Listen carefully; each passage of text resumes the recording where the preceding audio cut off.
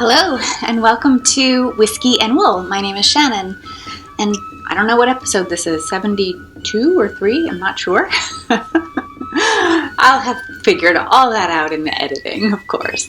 I am going to talk to you today about knitting and spinning, and I have a little whiskey chat, which I'm going to get to in a minute, but I just wanted to ask, how are you? How are you doing? How are you holding up? Is everything okay? Are you still working? Are you working from home? Have you lost your job?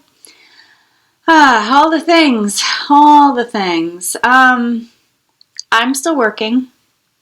I'm working from home. So far, no cuts at my job. They're doing some cutbacks on some extra fringe benefits that they give us, but they don't really. That doesn't really impact me. Yeah. There's no end in sight in my area. I live in northern New Jersey, right across the river from New York City, and the New York City rate of infection has been quite high, and though it has plateaued and seems to be dropping off a bit, there's a lot of fear that if the gates are reopened in the way that they were and we go back to how we were living, that there will be a resurgence, and that's scary. I actually believe there will definitely be a resurgence at some point. It's just the challenge is keeping that resurgence from overwhelming our hospitals. I don't know, if you've been laid off, have you been thinking about what you could do in this new landscape of working from home? I've certainly been spinning my wheels on it just to, I'm fine. Like my job won't go anywhere necessarily, but I do wonder, like, what I love working from home. It's a lot of Zooming. I do a lot of Zoom. I've done this past couple weeks, I've done 10 to 12 Zoom meetings a day. They last like 15 to 30 minutes each. It's a lot. It's a lot of Zooming. But it's keeping me in touch with people that I need to stay in touch with and helping me get my job done. So, yeah, I'm going to Zoom with friends tonight, so that will be fun. I haven't done that yet. I've talked on the phone quite a lot to friends and family, but no Zoom yet. So that'll be fun. I hope you're well. I hope you're hanging in there. I hope you're not going too crazy. I hope that your knitting and spinning and whatever other crafts you do is keeping you company in this new world. And I'm going to get right into the whiskey chat, which I will be doing tonight, actually. So it'll be later this late, early evening / evening. I'm going to put a thing in here. Don't be surprised if I'm wearing something different than what I have on now, and that my face isn't made up. I'm going to talk about makeup when you come back. I will put where to skip to if you're not interested in the whiskey chat. They usually take about 10 minutes or so, sending you to me. I'm going to do a whiskey tasting for you. We today are going to taste, Scott, people forgive me, I think this is Cardhu. It might be Cardhu, I'm not sure, but I think it's Cardhu. Golden Reserve. So this is a whiskey tasting from my advent calendar that I got in 2019. So I've got to also plan to buy that advent calendar again. Maybe not the same one. I think I might get a different one.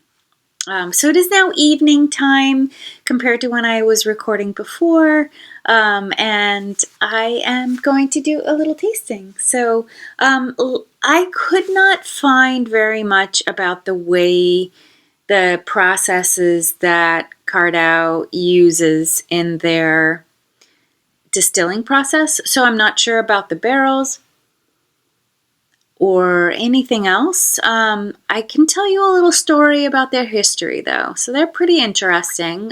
They began in 1811, and they were founded by John and Helen Cummings.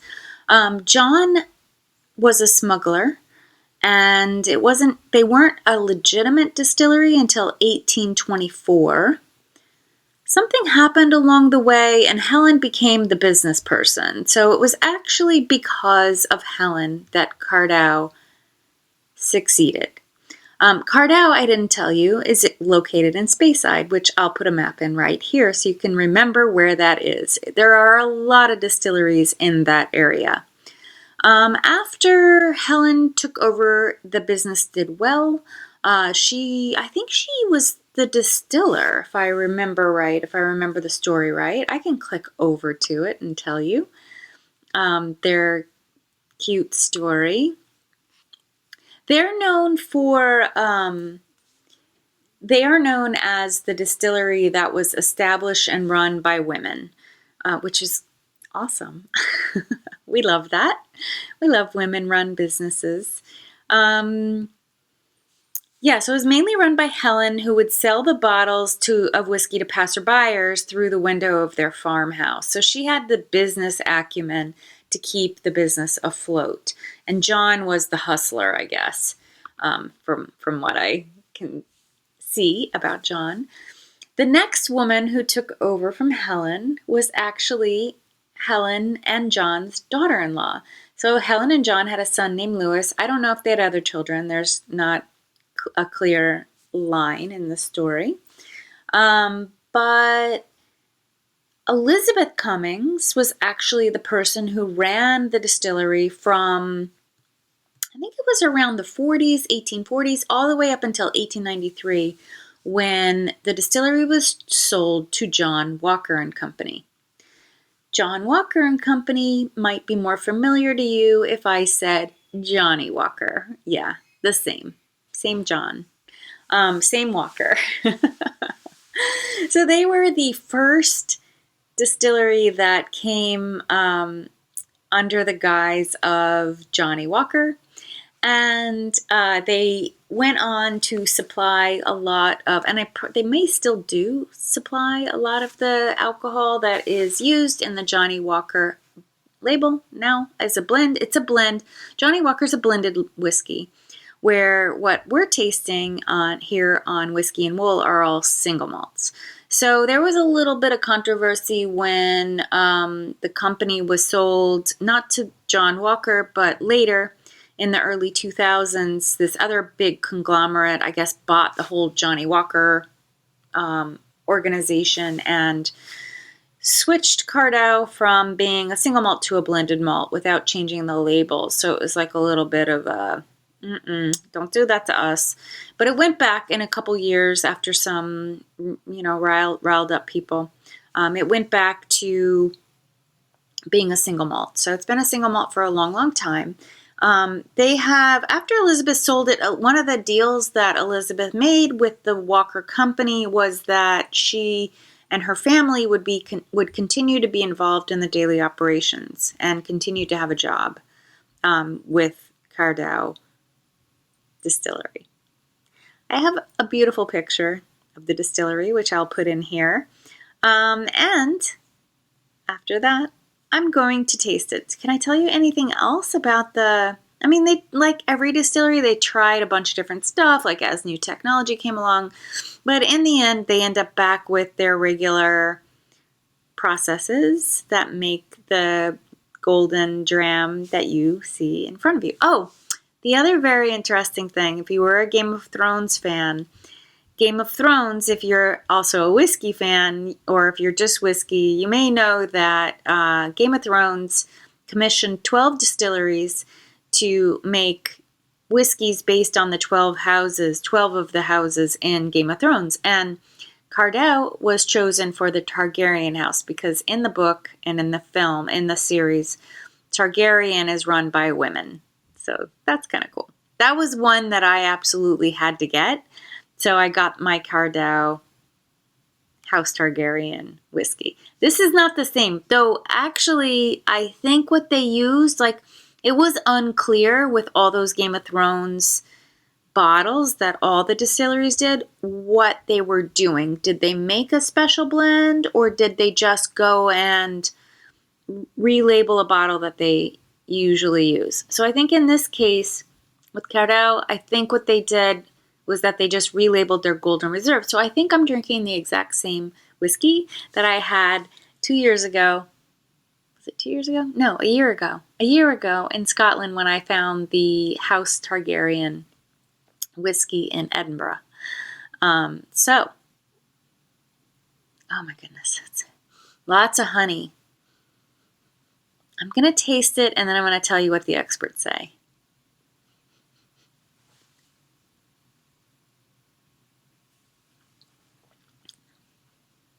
It has lots and lots of honey. Yeah, it tastes like shortbread almost, like a buttery taste.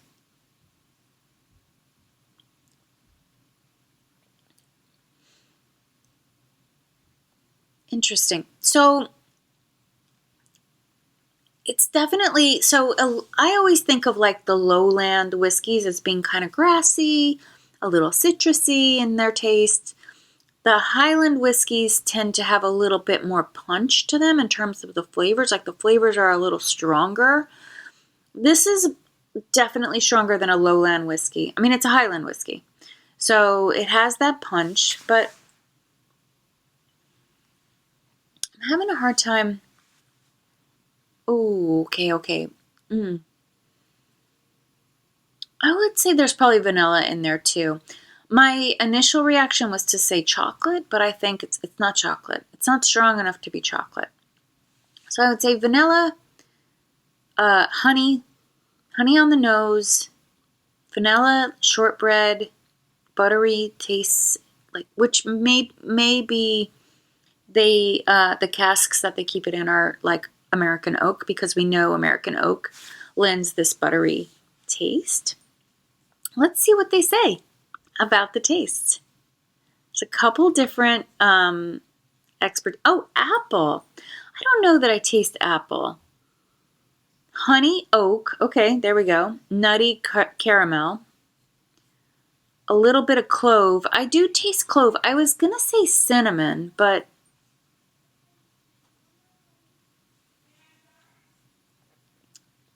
yeah, it's more clove because it's punchy. It's like a hit, you know?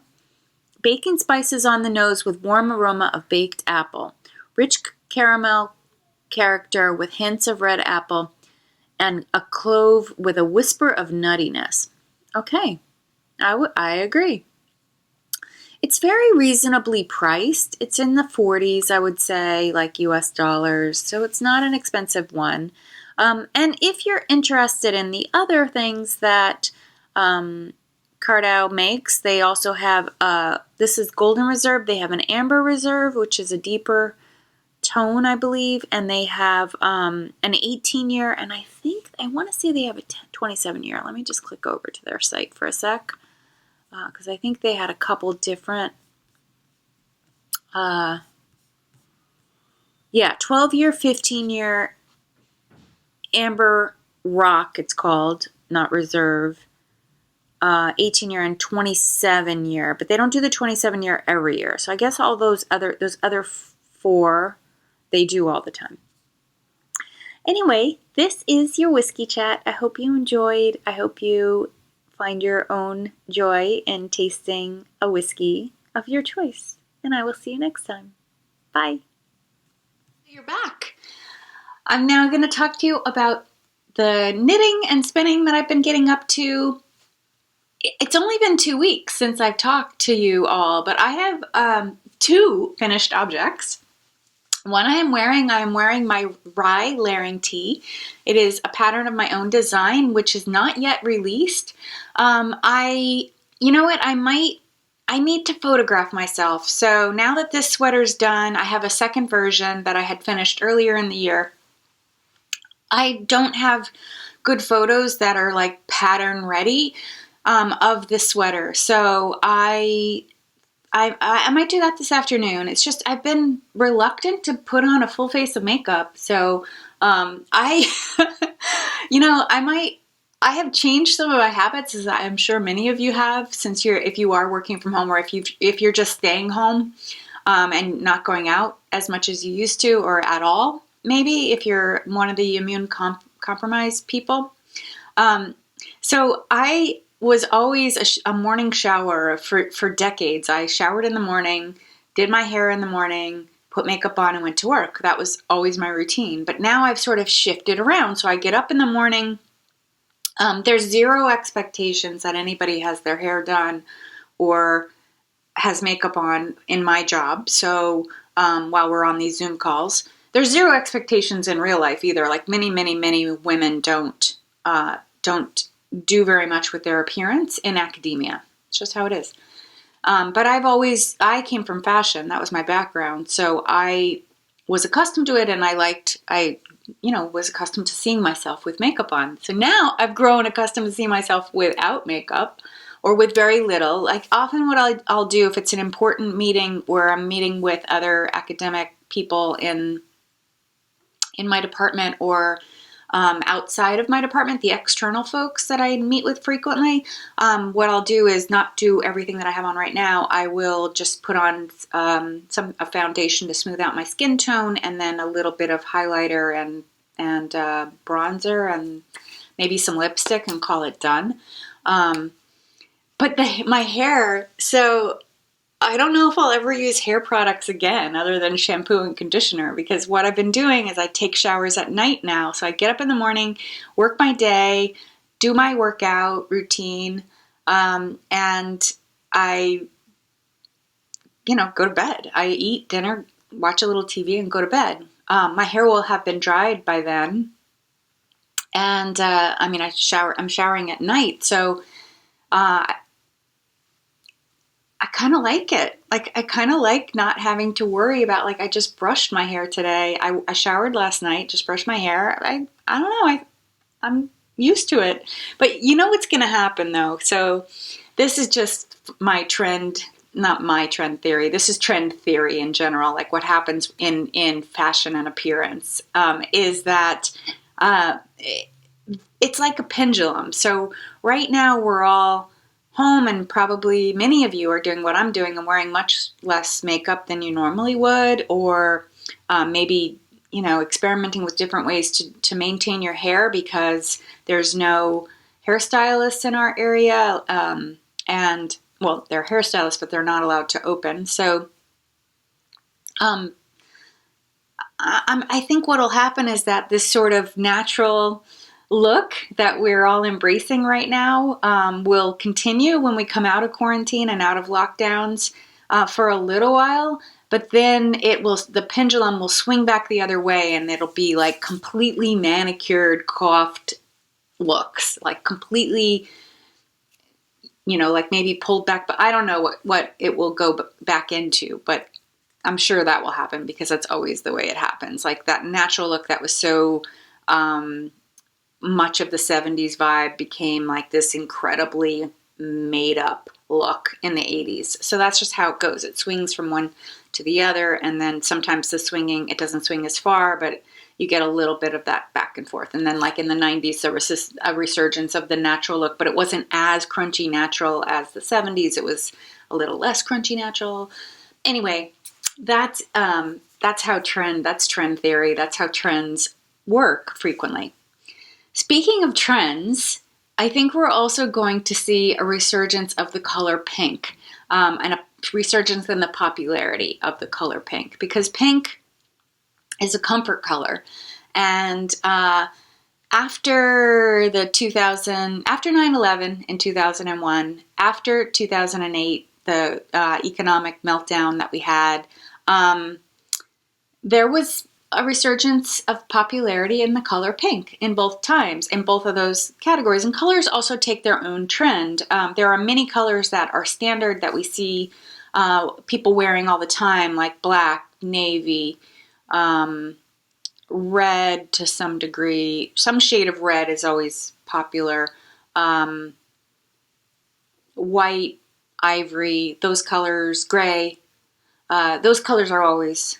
They're ubiquitous. You see them everywhere. But other colors will trend. So there's been a yellow trend lately. It should be waning, but it seems to be going strong. Very strong, actually. Orange is another color that will trend on and off. Green trends on and off. Purple trends on and off. Red, as I said, always seems to stick around. So yeah, I mean, if you love a particular color, you wear it all the time, no matter whether it's in fashion or not. It's just harder to find in ready to wear clothing. But if you're making your own, it's easy. It's easier. You still have to be able to find the materials. So why did I get off on that? Oh, I was just talking to you about trends. So, and I also completely derailed myself from talking to you about this new design. So this is a layering tee that is a choose your own adventure layering tee. I am going to something that will coincide with the pattern release will be a video that will be only talking about this pattern, and I'll show both versions that I've made. I may have a third version on the needles. I'll definitely have a third version on the needles by then. But basically what you can do is you can choose any textured stitch you want. I have written the pattern for rib. I had one tester use knit in stockinette, and it seemed to work fine. It fit her beautifully. You can do any sort of stretchy textured stitch that you want. Everyone else in my testing group did rib stitches, and like different. You could choose whatever you want: 1 by 1, 2 by 2, 3 by 3, 2 by 3. This particular one is a 2 by 1. Let me see if I can show you up close. So there you can see the 2 by 1. I did a 1 by 1 rib cuff. While I'm here showing you the yarn is Plucky Knitter Primo Sport. So it's written for sport weight. I think you can get away with fingering weight especially if you do a gauge swatch, and just depending on where your gauge fits and where you fit on the spectrum of sizes. The sizes are pretty broad. Hang on, my notes on that. The size range is from finished bust measurement 32 all the way up to 64, with somewhere in that ½ inch to -½ inch of positive or negative ease. So there's a spectrum depending on how you want it to fit. I think I've made, so mine is a 40, and I have about a 39.5 inch bust, depending on the day. So that's what you're seeing here. The Rye Layering Tee, and I'll have put a picture in of me wearing it, hopefully from the little selfie photo shoot that I'll be doing right after I'm done recording. So yeah, I love it. I did do, part of the adventure that you can choose is that you can put in a button placket. You can also do different sleeve lengths, and when I show you my acquisitions, I'm going to be talking about doing a sleeveless one where I'm just going to do a little rib, 1 by 1 rib trim around the arm, just to give it a finish. But yeah, you can do any sleeve length. I had one tester do like short sleeve, another one did elbow or like, mid wrist length, and whatever you like. It's that kind of pattern where you just sort of figure out your own thing. This one I color blocked, and I did that mostly because I had on hand these 2 skeins of gray from Plucky Knitter. I had only 2 skeins of this gray, and I schemed that I would do a color block sweater of some sort. I had no idea what sort of color block sweater I would do. And I looked when Plucky was at Vogue Knitting Live in 2019. Yeah, 19. I went, in her booth to find 3 skeins of any other color that would go with this gray. So gray goes with everything. So I had a lot of choices, and I ended up with this beautiful green called Aunt Bootsie. So of those 5 skeins, with the way that I did the color blocking, and you see that I matched the sleeves to the body. Maybe I should stand up so you could see. So see, I matched the sleeve to the body. What I did for that was I just counted the rows. So I counted the rows that I did on the body and kept track, and then I matched that row count on each sleeve. So that way it worked out perfectly, and I didn't have to worry about the shift of color from sleeve to sleeve and also from sleeve to body. So that worked out really well. But so anyway, it was 5 skeins total. Probably if I did all the same color, I might have been able to get away with 4 skeins. I'd have to weigh them to know for sure. But 5 would certainly be safe if you're going to do 40, 44, 48 even probably, I think, in terms of the yardage. I don't have the yardages for all the sizes on this version. This was before it went out to testers, so I wasn't ready with that information on this particular version. It's just like a rough one of my draft versions that went through. Okay, so yeah, so it was a fun knit. I have several more planned. It's such a workhorse pattern. It's something that the other version, the gray speckly version that I have, that's got the Henley, it's got the buttons in the front. I reach for that like every other day practically when I'm home. It's really comfortable. It fits well. Like I feel good in it. And I love it. And I'm planning to make a few more. I have yarn actually ready to go over on the bed, the red hand spun that I had made. And I have over here some cashmere yarn that I bought from Ching Fiber for my birthday.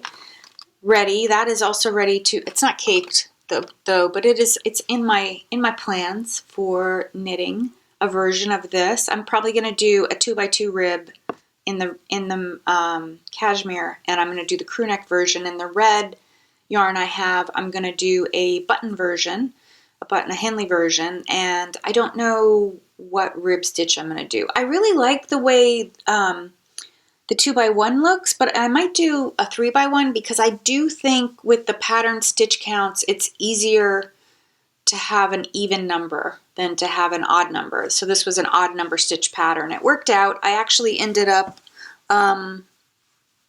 is it this side or this side? I ended up with 1 extra stitch when I was doing the stitch count. Oh yeah, it's this side. So see, I ended up with 1 extra stitch on the side seam. So there's 3 right here instead of 2. So that's how I modified for the odd number of odd stitch count pattern that I had that didn't jive. The stitch count that I needed for the body was not divisible by 3. So you might have to do a little fudging of things like that if your stitch count is not your stitches that you're using for the body size that you're using is not divisible by your stitch count of your chosen pattern. But it worked out. It's fine. No one would know. You wouldn't know if I didn't show you. There's just no way. I don't care. I don't even think about it. I think it's only a problem when you do things like that if you think about that every single time you put the sweater on. So if you're not thinking about it, it's probably fine. All right, enough about this sweater. I'm so happy it's done because I really want to make more. And yeah, I've been wearing it a lot. I've been trying not to wear it too much because I want it to stay nice and crisp looking for the photo shoot that I need to do. Just having my breakfast OJ.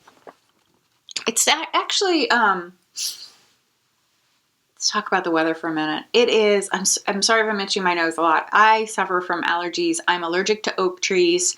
So when the oak trees pollinate, it's horrible.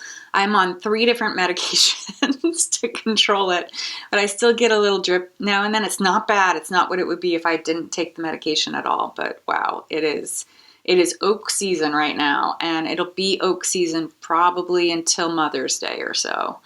I tend to be on the medication for about 3 to 4 weeks. Anyway, it is morning and it is gloomy. It is a gloomy morning or gloomy just afternoon morning and or afternoon, I guess. It's gloomy afternoon. But the natural light's really beautiful. I'm not using studio lights right now, and I think the colors are showing up really nicely. Moving on. I spent too much time babbling. Hope you enjoy the babble.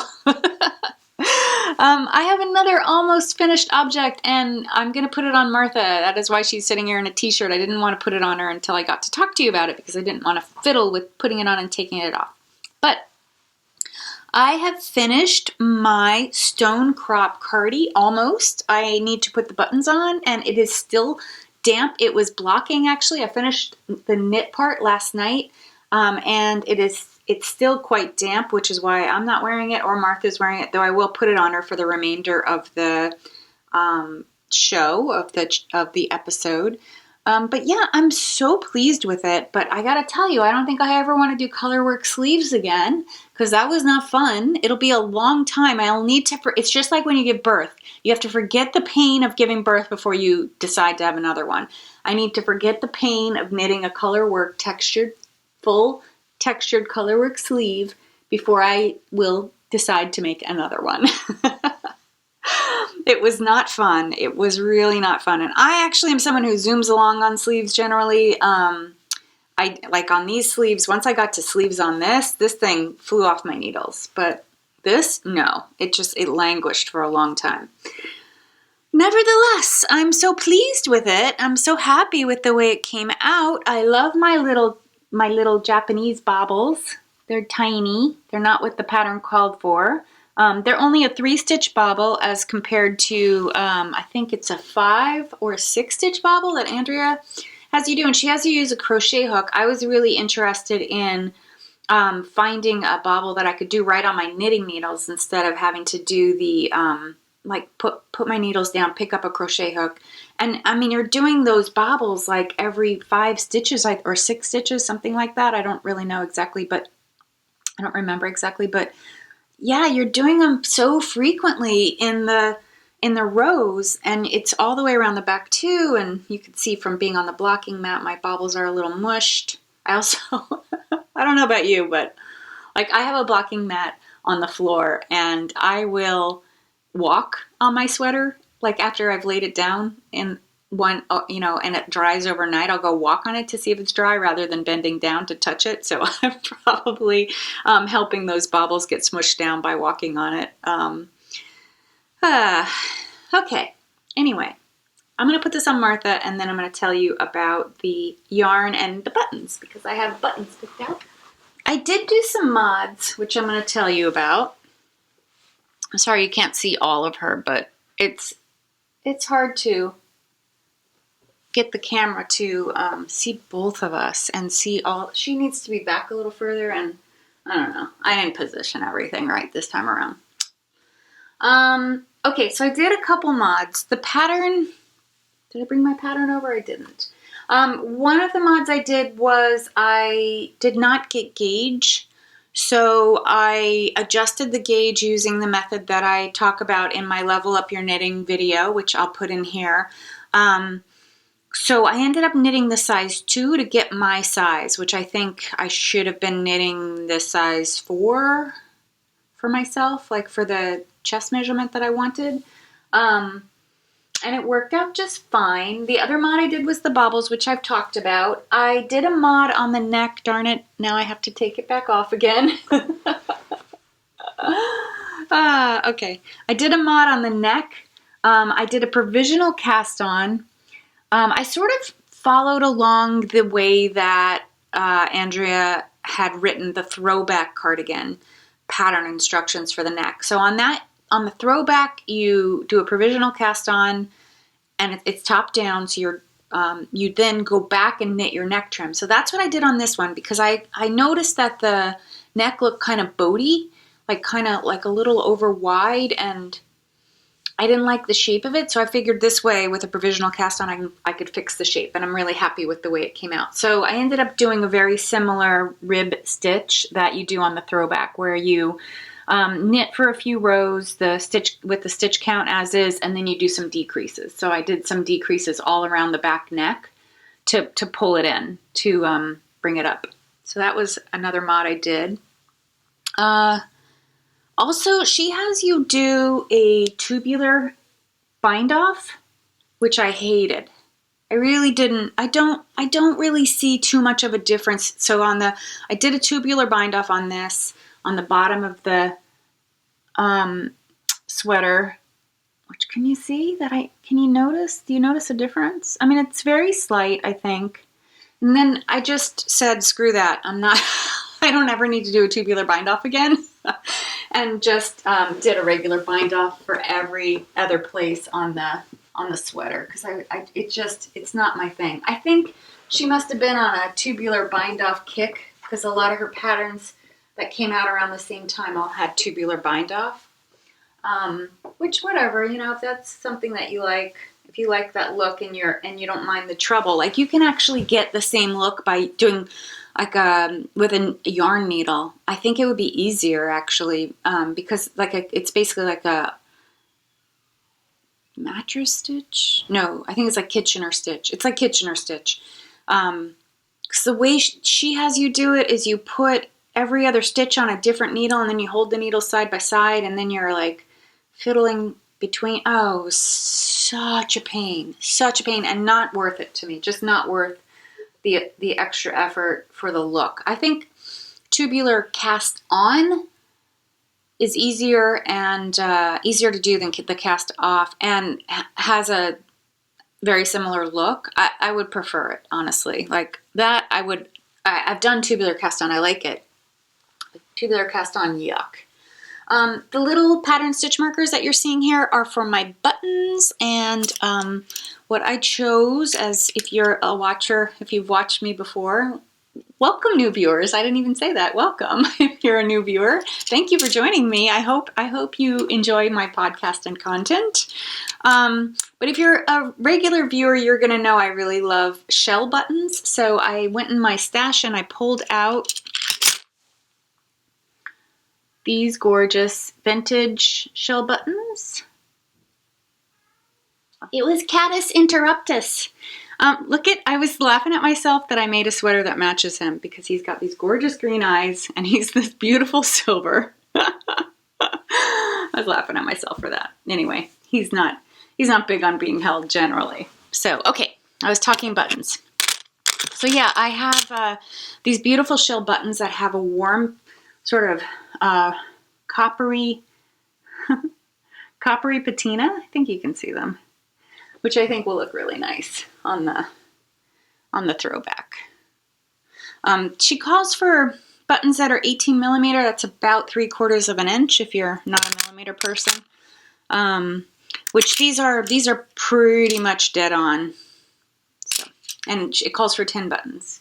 I think I also did go a little bit longer, but because I sort of finagled the gauge, I ended up knitting almost the same thing that she knitted on hers, though mine's longer on me than it is on her. I think hers is more above her, like just below her waist, which waist on Martha and me is like right around here. So this is gonna hit cover my hip bone. It's like the perfect length, I think, for this type of sweater. But yeah, I'm looking forward to maybe getting a little wear out of this before it gets too warm and I have to put it away for a couple months. Yeah. Oh, the yarn. This is what I have left of 3 skeins. This is from Uschitita.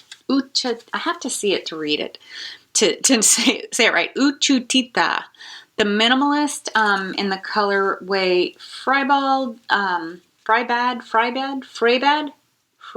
which I haven't figured out what that means. I think I looked it up last week. I'll look it up again and just make sure. But she's a Netherlands-based dyer.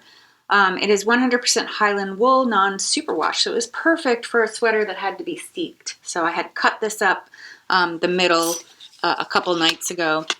The one thing I want to say about this color, I know this happens a lot with turquoises in particular, which is probably one of my favorite colors, which you'll see. I have a few other things that I'm going to show you. It bled a lot. Like, I actually think there's a little bit of a color difference between my skein and this. When I did this wet soak last night, I never had a yarn bleed as much as this one did, and I don't think it's Steffi's fault. I don't think it's anything she did. I think it's just the nature of the color of the turquoise colored dyes. I just think they bleed a lot. Yeah, I mean, I don't mind. It was just surprising that I kept rinsing it, and there was just all this color coming out of the, in the water. It was dark, like really dark. So, but it didn't, bleed into the spin cycle at all. So, who knows? Who knows what was going on? Yeah, so that's that. And then my spin cycle dyed in the wool is this one, which is Stay Out of the Forest. This is a little bit, I had bought 2 skeins, and then what I did was I put them back together. I put them all together in one cake. So you can see, like, in there, that's a little bit paler version. So I used the paler version to do the body, and then I used parts of the brighter version for the sleeves, which I think it looks fine though. I did make an effort to match what I was doing in each sleeve, so that was a question that I had. I couldn't figure out whether or not people were bothering with that or not, and was it important to me? So then I decided it was important to me, and I went ahead and bought a second skein of this just to make sure that I could do that I could make those match. But I didn't use much more. This is almost a full skein. This is, there are 50 gram skeins, and I'm pretty sure, and this was 100. Sorry, that made no sense. 50 gram skeins, and this is now 40 grams, so I used 10 grams of my second skein. But I needed that full second skein in order to get the sleeves to match, because I had to pull out the yarn, like cake the yarn in such a way that I had 2 cakes that were the same. And we're starting in the same place. So what I had done was I found the dark red portion, and when about halfway through it, I just eyeballed it and I cut it. And then I began my cakes with those, using those as the beginning. So that then I would knit down through red into orange, and all would be well. Conceivably. I was really hoping I was going to get down into this brighter greeny, gold, yellow, and turquoise color, but I didn't. I barely got into those colors in the body. But whatever. I love it. I'm happy with it. Looking forward to wearing it. I think it's a really unique piece. Certainly not one that I would rush to do a second one of.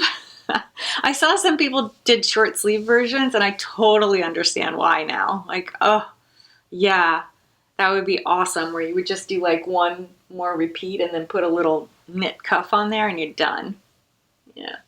I got so that I started looking forward to the bobble rows in the sleeves, just because I wasn't having to fiddle with 2 colors on such a small circumference. So, it's all behind me now, though. Very happy about that. I'm probably going to finish off the inside with a ribbon. I'm going to see, I have a pretty nice ribbon stash that I'm going to see if I have. I mean, I could actually probably even use this. This would actually be pretty nice, because it's the same colors. I bought some ribbon in a D-stash. A woman that I follow on Instagram, what's her name? Cat something, I can't remember. I'll put it on screen. But she makes cut and sew sweaters out of old sweaters, and she a couple years back she happened upon a trim shop that was selling its inventory, and for a song, so she bought it all, not knowing what she was going to do, and then realized she had so much that it was way more than she wanted, so she put together packages and sold the packages in her Etsy shop. And I bought a bunch. So that's what this is. This is from the 70s. I actually think this would look great on here.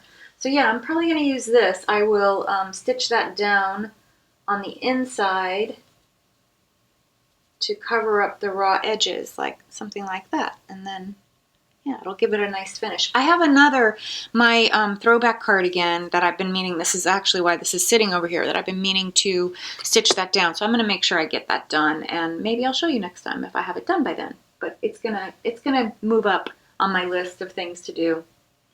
I did not like the way she had us do the buttonholes. I should have done my own version. They're kind of weird, but they'll work. I like to try designers' other things because it helps me learn. I learn what I like and what I don't like. I've learned some good things. Like I learned about the bobbles here, and I learned, you know, I learned that I don't like color work, and I don't like tubular bind off. Yeah, so stuff like that. But otherwise, I'm quite happy with it, and this will go right back on the blocking mat when it's done because it's still quite damp. Okay, moving on. I have a new acquisition. It's a Joji and Company, Joji Locatelli, who is a knitwear designer, made a decision about, I think it was about 18 months ago, to not do any more traveling, travel for work. So she wanted to stay put, raise her 2 boys, and find work in her own region. She's from Argentina, if you're not familiar. And she's a very, very well, I'll be surprised if you don't have not heard of her, but she's a very, very well-known knitwear designer who puts out several knit patterns, sweaters and shawls and socks, and I don't remember a hat, but I'm sure there must be some out there. That she publishes books and stuff with Vera Valimaki, and she's very prolific. But anyway, after she decided to stay home, she opened a project bag company to employ women in her region and help them make a living, which I think is awesome. Such an awesome thing. So yeah, so she's making bags, and I happened to shop her last update.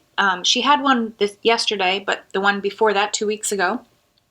And I ordered the Pampa bag, so this is Pampa, P-A-M-P-A, bag in the dusty pink color, and I really, really love it. And it is holding my Vertices Unite shawl that I am working on for my daughter-in-law who is expecting. So yeah, I'm going to be a grandma.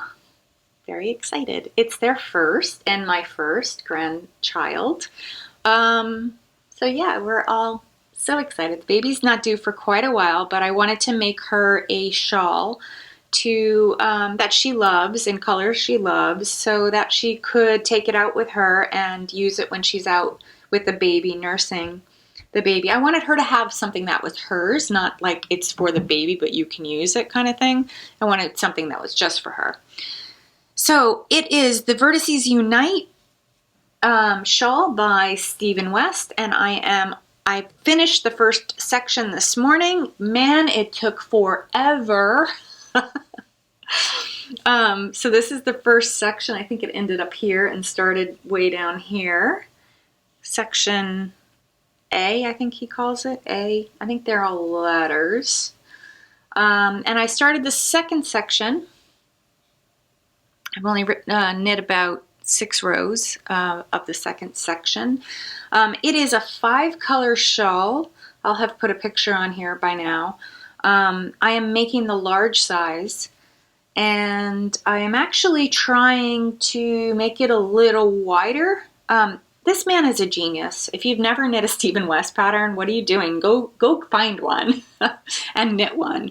I've knitted several Stephen West patterns. I have not knit this shawl. I knit this, he has a baby blanket version, which I already made one for this baby on the way. I showed it last episode maybe, or the episode before that.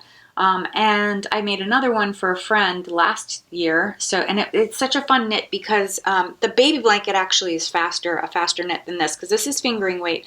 The baby blanket is all DK, so it goes a lot faster. And it's very potato chippy, like you just want to do one more row because you want to get to the next module. Like it's set up in these big geographical blocks. And each block builds on the other block. So after I get done, like this wedge will be a triangle, like a, not equilateral, like a triangle that has a straight side and then the other side is angled. So that's what this shape here is going to be. And then that will form another triangle up here where there'll be another long strip that will attach a big chunk, a big block that will attach to this border here, and then each time you finish one section, he has you combining the 5 colors in a different way for the next section. So it's really, really cool. It's fun. Very, very fun. It's the hardest part is probably deciding which color should go where. So yeah, so my daughter-in-law said she would like to have purples, blues, and greens. So I picked a palette of purple. I have tons of those colors because those are also colors I love. So she didn't pick the yarns, I did. I just asked for some color guidance.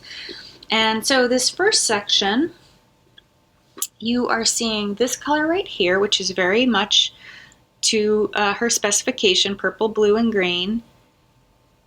There you go.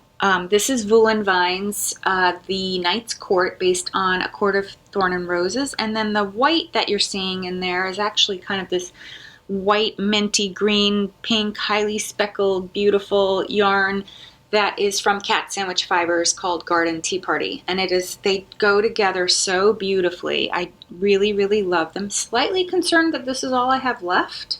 I was supposed to have enough for another block, another section in there. Don't know. I'm going to just deal with some of the other. I was supposed to have about 230 yards of this color for this shawl. This was a leftover skein from another project that I did last year. And I thought it was 3/4 of a skein, which would mean it should be around 300 yards, maybe a little bit more. So it should have been plenty, but apparently it was less than what I thought. This might be okay. The next block is this shape, like straight, and then this shape. So I'll start on the lower part. So if I run out, I'm just going to finish the section with this also sort of light color. So these two will be together in that section. This is some deep stash from a dyer that's no longer dyeing. I think the color is called Winter's Treasure. It's a really beautiful grade purple. And I'll try to show them to you all together. And then the 5th color is this beautiful purpley, it's sort of like in the same family as the Voolenvine. It's just this one's purple where this one is green. It's like they flipped the purple and green. This is Knox Yarn Company, called the colorway Reverie, which I don't know if it's part of her repertoire or not, but I am a fan of Westworld. I've been watching Westworld, and Reverie was something that they talked a lot about in the towards the end of the first and in the second season, especially like in the first season. So that was around the time that I bought this yarn. They're all sock yarns. They all are superwash. I wanted it to be a washable shawl in case something happened. I wanted her to be able to, as a new mom, be able to throw it in the washing machine. But yeah, so, oh, and I have a disruptor. I picked one. I wanted one color that was a disruptor. So I've got these beautiful shades of blues, greens, and purples, and then the creamy, let's see if I can put that right there, that creamy cat sandwich that's got green and purple and little bits of pink. So this is my disruptor. It's purple, green, and pink, like a pretty, mauvey almost pink. It's not a bright pink. It's like a purpley pink. But I wanted a little bit of a disruptor color in the palette, so that's why I chose this one. This is a 50-gram skein, a half skein from Cat Sandwich Fibers that came with my advent calendar. I had bought the 50-gram. She did 7 days of Christmas, 7 50-gram skeins that were beautifully wrapped, and I bought 2 bags because I just said to myself, I love her yarn so much, I really want 7 full skeins. So this is another color that I should have enough extra of that I could conceivably sub in places in case I run out of any of the other colors. I also think I'm going to have quite a lot of this. This may end up being, I'm supposed to use this as the border, but I think as the disruptor, I don't think a disruptor on the border is a good idea, so I'm probably going to stick with this more neutral pale. It looks like almost the same color as what I'm wearing in this light, but It's not, it's much more, it's got a nice purple hue, which I think you can see pretty well when I hold it close. So yeah, I will probably use up pretty much this whole skein. This skein goes in, this color is just one big block. It's the next block that I'll do. Hold on. It's the next block, it's the block that I'll do that will knit in and connect to this long selvage here. And I think the pattern calls for almost 400 yards. It's pretty high up there, like 370 or something like that. And I think that this is just over 400 yards. 460. Oh, so it's actually pretty substantial. I may end up with just a dab left, maybe enough for like toes and heels on a pair of socks or something like that. So yeah, anyway, loving that knit. I'm so happy I'm done with the first section. When I get to that section with the Knox yarn, that's going to take me forever too, because it's knitting practically a whole skein. So that'll be a while. I was watching Legacy Fiber Arts this morning. They just put up a new episode. Sue and Chelsea, if you don't watch them, they're a mother-daughter dyeing team. They have a yarn business, and they do a podcast every couple weeks or once a month or something like that. They're just so great. Sue's like the mom I wish I had. Like, she's just so, I know I identify more with Chelsea in that. I don't know why. Like, I should identify with Sue because I'm closer in age to Sue, but somehow I just end up identifying more with Chelsea, even though I don't have babies in my house. Like, I'm not the mom of babies. I'm the mom of adult children. So, but yeah, she's like, I love Sue and Chelsea both. And anyway, Sue is also knitting a Vertices Unite, and what she said was the first section took forever, which I concur, and then she said this second section went really fast. So I had just knitted a few rows this morning, and I can tell already it's going pretty fast. So I am looking forward to making some progress, and now that I have these other two gnarly pieces off the needle, I can work more on that. So I'm so happy. And I can go back to my Nell, which has seen absolutely no love. I'm just going to show it to you quickly. Again, working with cat sandwich fibers, some turquoise shades. I have not done one stitch, probably, well, maybe a few stitches since I showed it to you a month ago, but I will get back to working on it because it is perfect for right now, the weather that we're having right now, and it is so beautiful. This yarn is just gorgeous. This is part of her regular line. This is called Princess Bonnibel, which is some anime reference, not sure which one. But I just love her color sense and the way that she dyes. It's so beautiful, and I love the way that this is a three-color, essentially like a three-color pink, vibrant blue and turquoise all together. With the pink being heavily speckled in the brown, like brown shades and stuff. And it's just so pretty. I love it. And I love the way it's knitting. And I'm almost to the sleeve split on this beautiful sweater. So these will get more love now, the Vertices Unite and the Nell, as well as my next whip, which is called the Throwover by Andrea Mowry. That woman needs to stop producing so many gorgeous patterns. She just came out with another one, a t-shirt, a short sleeve crop tee that is so cute. It has brioche in it, which if you've watched me, I don't really like brioche. I don't like knitting it. And I don't really like the way it's very stiff. It doesn't drape. So I'm not a huge fan of brioche, but it has like a brioche yoke. So I'm going to wait. I'm not going to buy that pattern. I probably won't knit it unless I can figure out some other way to do the yoke. And I have so many other things that I want to knit. So I'm not anxious to get that. But this one, when this one came out, Throwover, I had to cast it on right away. As soon as I figured out what I was going to do with the colors. And I've made some nice, decent progress on it. I think last time I had just split for the sleeve, so I've knit about 5.5 or so inches of the body. And there's my Beautiful color work. So the color work section is done. Everything after this is just mindless stockinette with a rib bottom, and then same thing on the sleeves, just knitting in the round. So I expect next time, because this is DK weight, I will, I think the pattern's written for worsted, but I had DK weight on hand, so I was just like, oh my goodness, I've got to do that. So the yarn I had on hand is this right here. It's Robin's Egg Blue, the shortbread base from Kim Dyes Yarn, which is a Polworth silk. It's beautiful. I bought it at Vogue Knitting Live in 2019. It was my very first purchase that day. And I had also on hand this skein of Dream State, Spincycle Yarn Dream State, which is what the pattern calls for, in the colorway Deep Bump. And I was like, well, those go together. Those are nice.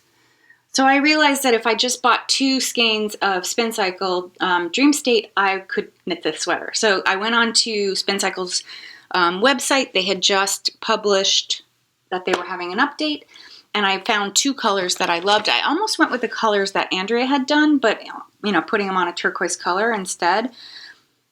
And I ended up buying these 2 instead. So this is Verba Volant.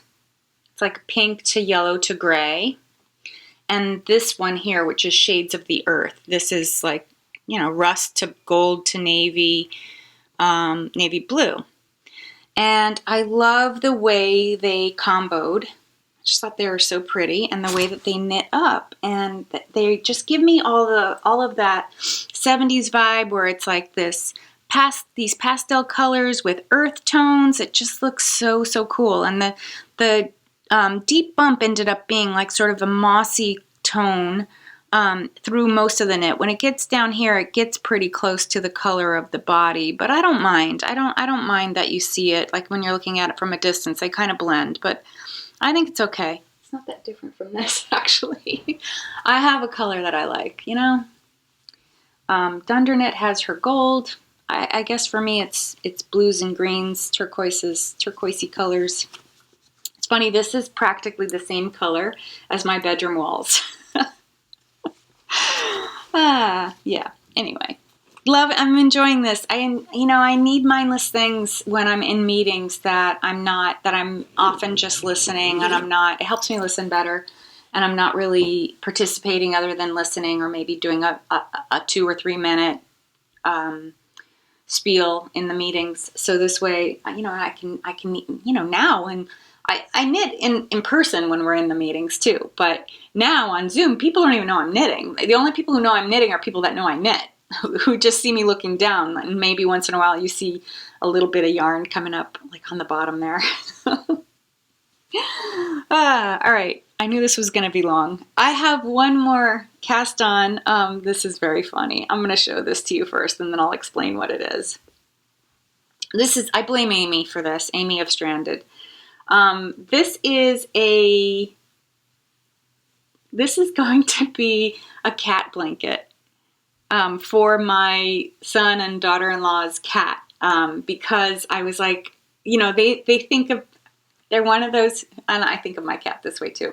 They think of their cat as their child, and he has his own Instagram, and he's got quite the personality. And they were telling me that they were going to get a leather sofa because they want something that he can't scratch. And I was like, well, he's going to need a blanket, or he's going to lay on yours all the time. So again, that idea of making a superwash, this is going to end up being just a square, like that's about that big, like maybe 2 foot, 2.5 feet across, that they can fold in half or lay out for him to lay on. But then he'll have his own blanket. Like, it sounds silly, but it's actually important that animals have their own things. They understand that that's yours and that's theirs and this is mine. They understand that concept. So I went scrap diving, and I came up with this little dab of scrap. So I'm knitting, and I'm knitting on a bias garter stitch. So the blanket will be a square. I'm knitting it in a diamond shape. And I'm just doing a garter stitch, so knitting every row and increasing on the right side, which is, this little pattern marker telling me that it's the right side. increasing a stitch on either side, every right side row. And my plan is to knit with this color till it's gone, and you can see it's almost gone. And then I'm going to do this color here, this beautiful blood red Countess Ablaze. So I think it's going to go quite well.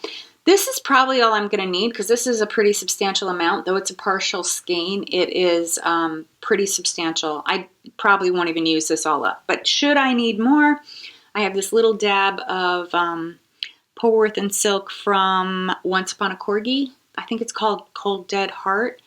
So yeah, I thought that this combo, so that'll be on the other side. I may even stop and do like the bookend the other side with this color. So I think that would be pretty. We'll see what happens. Just kind of winging it.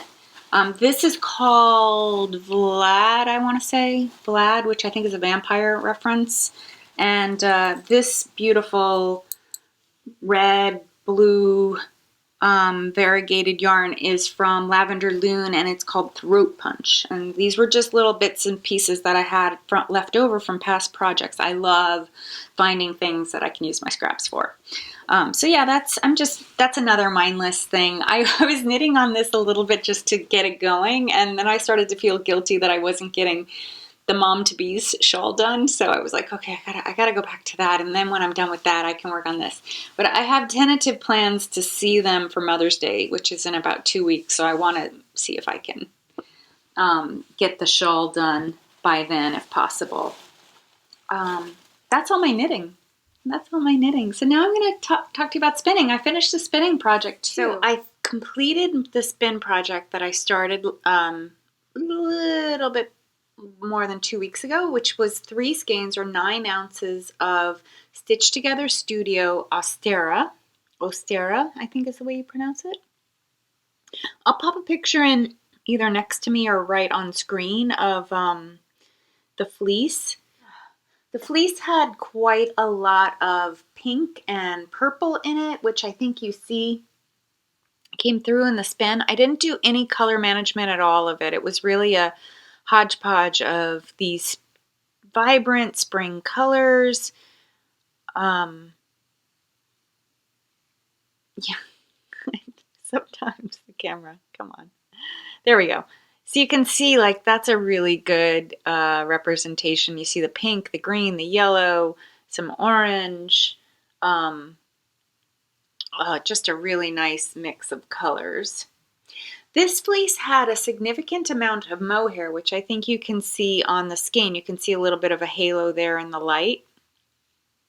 It was merino, targhee, and mohair. And I think targhee is kind of a spongy fleece. So in the spin, the way that it came in batlings, like little balls of combed bats.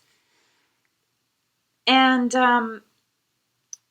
in the spin, I would get to sections that were really long stretches of mohair. And mohair is just this curly, curly sheep yarn that when I was spinning it, it was relatively straight. But once I soaked these skeins, you can see that the mohair sections, which are a lot of those vibrant yellow and orange sections, just curled like crazy in the skein, in the yarn. So it's a very, very textured yarn.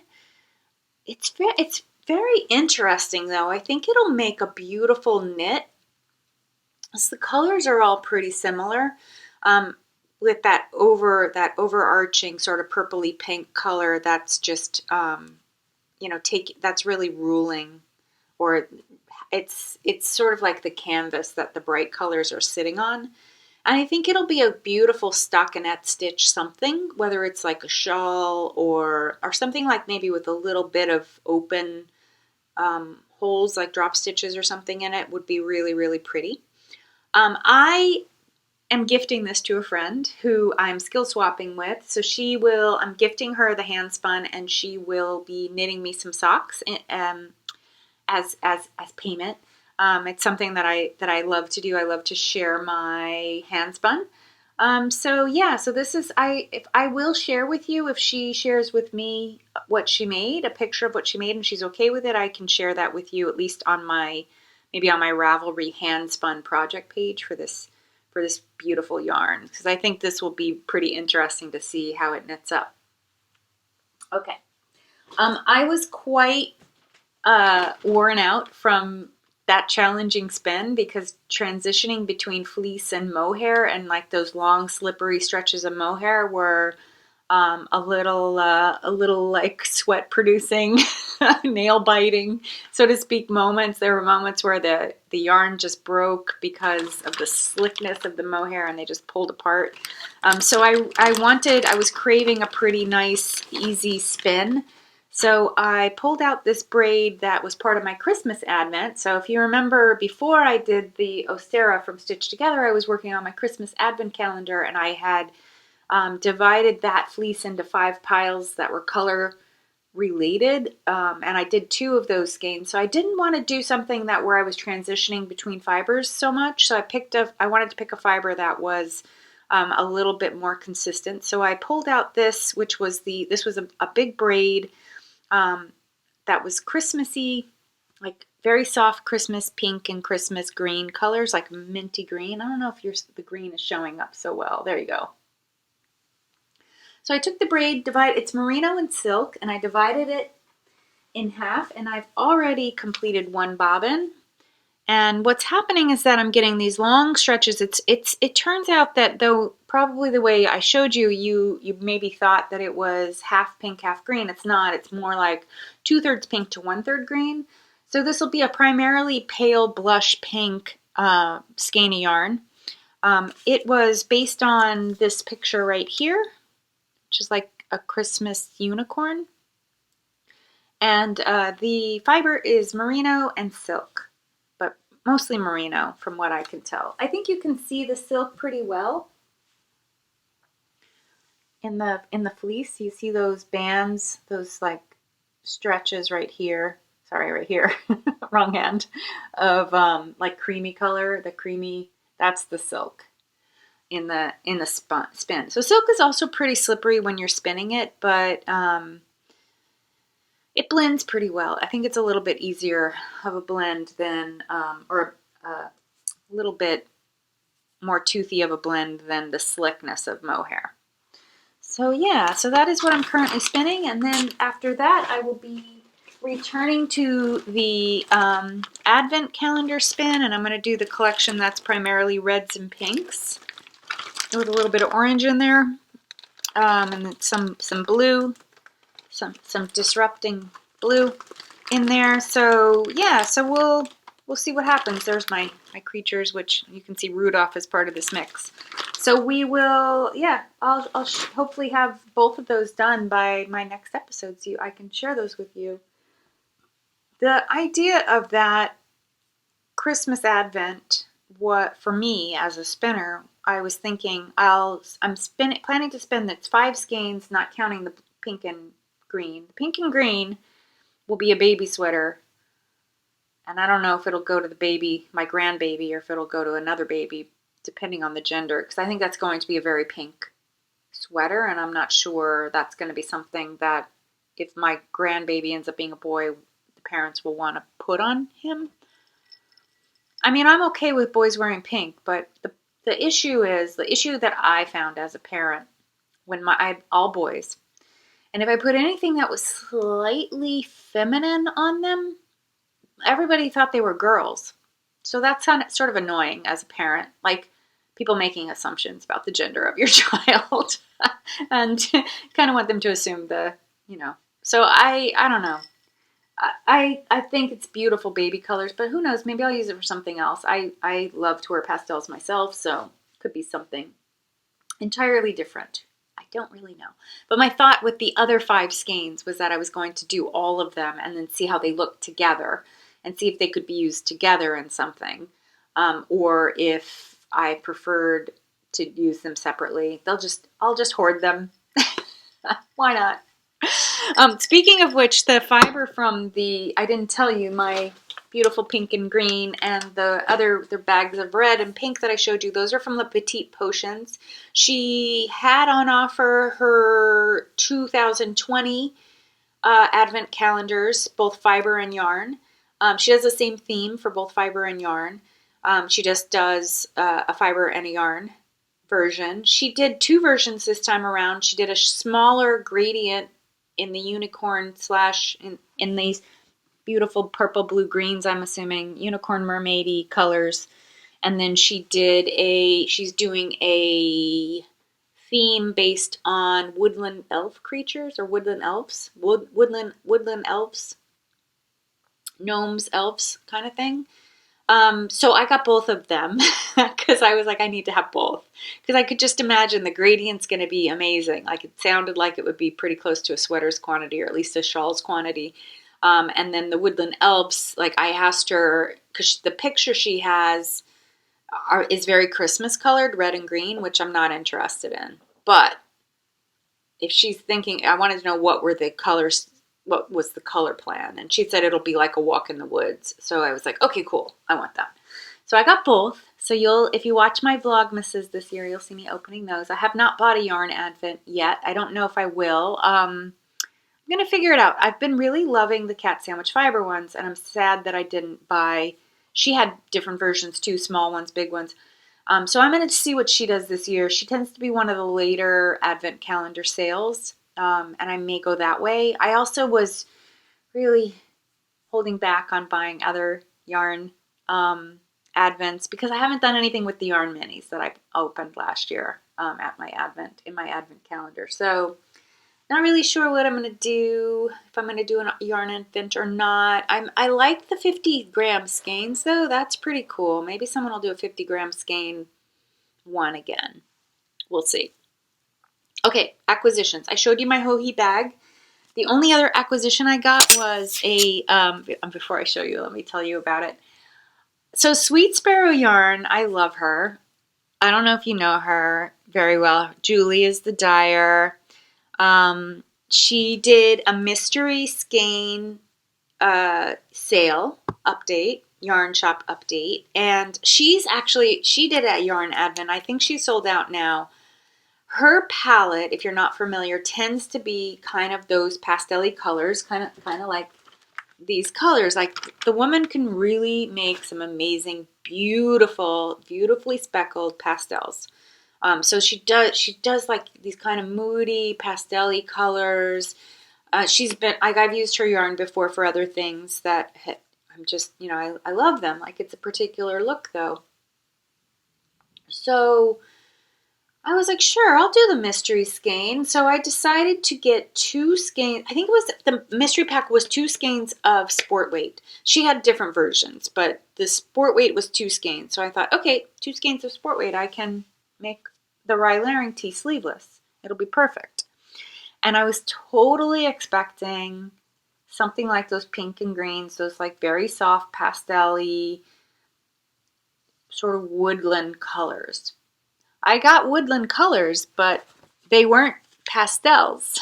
They were these. I've already caked them actually because I want to cast on. So I got these beautiful variegated browns. It was very much a surprise. And I was thinking that these were like, it's that old adage of you don't get what you expect, but you get what you need. So I was thinking, like, when I first opened them, I was like, wow, bummer, man. Like, oh, they're brown. But then I was like, you know what? This is a color I like to wear. Like, so, and I think brown is making a comeback. I have a feeling brown might be making a comeback as a neutral. It goes well with pink. So since pink's making a comeback, brown will probably not be far behind.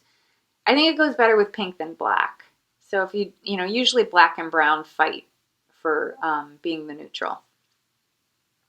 So, yeah, so I was like, you know what? This is going to make a great tank top, like a great sleeveless rib knit top for summertime, especially late summer. Like I always find like by August or like into July, August, I'm kind of tired of all of the bright, vivid colors that I gravitate towards earlier in the summer, and I'm ready for those moody colors that'll kind of take me into fall. So I think this will be really great, and I'll be able to wear it, you know, in September and stuff, maybe under other sweaters, like layer it under cardigans and things like that. Put it under this, for example. It's going to be a great neutral and a really great layering tee. So I'm excited to have them, and I'm glad Julie gave me what I need and not what I expected. So anyway, it's her sport weight base. It's called Robin, and it's an 80-20 merino, superwash merino nylon blend. And that is my show. I hope you enjoyed. Thank you so much for spending time with me. I deeply appreciate each and every comment that I get, and the likes that I get, and all the love that I am shown in different ways on Instagram or in other places. It's been really a nice way to connect and meet people. Oh my goodness. So I didn't even say this before, but my destash on Ravelry has been getting a lot of attention, and I have been like shipping yarn out every week. This woman found me on Ravelry and reached out to me about buying something from my destash, and then wrote her zip code and said how much to ship. And basically anywhere in the lower 48, whether I'm shipping in my same state or shipping across the country to Colorado or whatever, a single skein will cost about $5. And then I can usually put a second skein with it, and it's still around $5. So my standard shipping is always just $5. It's $5. First class tracking, yada, yada, yada. She puts in her zip, and I'm reading it, and I'm like, that's my town. So I responded back, and I said, nothing. Shipping's free because you live in my town. I'll just drive it over to you. I don't have COVID. You don't have to worry about, I have no symptoms. I'm healthy. You don't have to worry about me handling the yarn, and I'll drop it off. So, she purchased the yarn without the shipping, of course, and I dropped it off to her the next day. It was a nice outing, actually. But I was like cracking myself up going, oh my goodness, there's somebody right in my town who's a knitter, and she told me that she watches my show. So hi, if you're watching. I don't want to name you because I don't want to out you if you don't want to be outed. So, but yeah. We both know our local yarn shop, though, the owner of our local yarn shop. I'm so glad that you signed your name if you're watching this, because if she had not signed her name, I totally would have thought it was Nancy, the local yarn shop owner, because she's the only other knitter I know who lives in my town. But yeah, anyway, I hope you have a good next couple weeks, and I hope that you're keeping your spirits up, and you know your knitting's keeping you happy and fulfilled, and if you're a spinner or doing any other crafts, that's all keeping you fulfilled and sane, at least on the edge of sanity, if not completely sane. Okay. See you soon. Bye.